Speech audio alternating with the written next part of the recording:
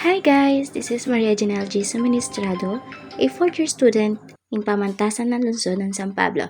So for today's video, I will show you how I prepare before going to school.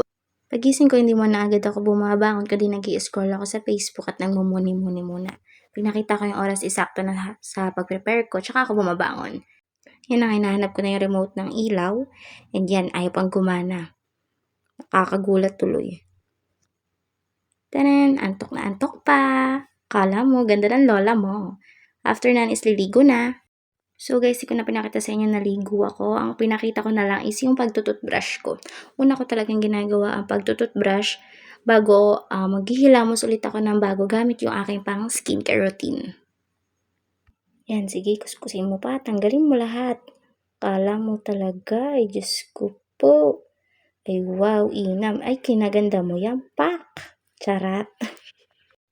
Una kong pinanghihilamos ay yung Skin Ever na binili ko lang sa Shopee na murang-mura ko lang nakuha. Yan na, nilagay ko ng small amount lang. Yan, sabay kuskus ng kuskus. Yan, pakak na pakak ang antem mo, Diyos ko. Yan na, babanlawan ko na. And the next ko is yung niacinamide. Tinatanggal niya kung ano yung hindi natanggal na una kong sinabon sa muka. Yan, nakala mo tanggal na tanggal ang libag.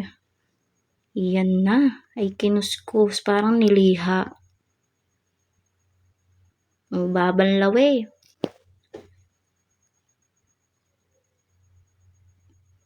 Yan. So, ayun nga guys, hindi ako gumagamit ng towel. Ang pinamupunas ko talaga sa mukha ko after ko maghilamos is tissue. Yan, kaya malakas ako gumamit sa tissue guys. Yan, punas na punas. First is, yan, maglalagay tayo ng sunscreen para protektado tayo sa paglabas natin sa araw. Yan, ikalat natin ng mabuti para hindi kitang-kita yung white cast niya. Siyempre, normal naman yun sa sunscreen na mag-white cast. Talagang i-blend mo lang talaga siya ng ayos. So, yan, hintayin natin matuyo ng konti. Yan. After nan is, yan, maglilip tint na ako. Paubos na, oh. Yung pulang-pula. Diyos ko, parang nasa pack. Next one is yung pang blush natin. Yan, ang gamit ko lang naman is yung mumurahin lang. Bigay lang yan, ante. Yan. Kalat lang natin. Then, the next one is yung ating pangkilay. Ang ginagawa ko sa pangkilay ko is, yan, pinifill ko lang yung akala, parang panot na part sa kilay ko. Then, pulbo na. Okay na yan. Viola, kala mo naman, walang nagbago. Ayun pa rin na itsura. So, yun guys, huwag itong makalimutan maglagay ng Nivea para pak na pak tayo sa maghapon. Hindi tayo mag-amoy ang heat. Ay, Diyos mio, pagkainit-init pa naman sa Pilipinas. Sunod is pag tutuin na natin yung buhok natin.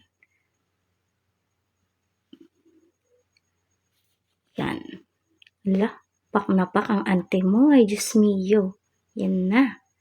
Next one is, magbibihis na tayo for school. Yan, nakala mo naman, wala nagbago pa rin. Sinuklay ko lang na maayos yung buhok ko para hindi siya ganun kagulo. Then, lagay ko ID ko, baka makalimutan pa. Hindi ako makakapasok sa school. Yari ako sa guard. Yan, tali natin yung buhok natin.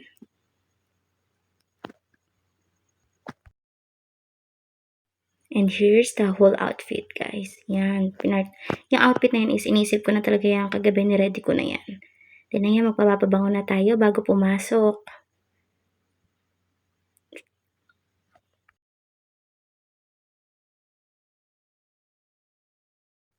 And, tanan! Ayan na. Yan ang ginagawa ko sa araw-araw. So, yun lang guys. Bye-bye!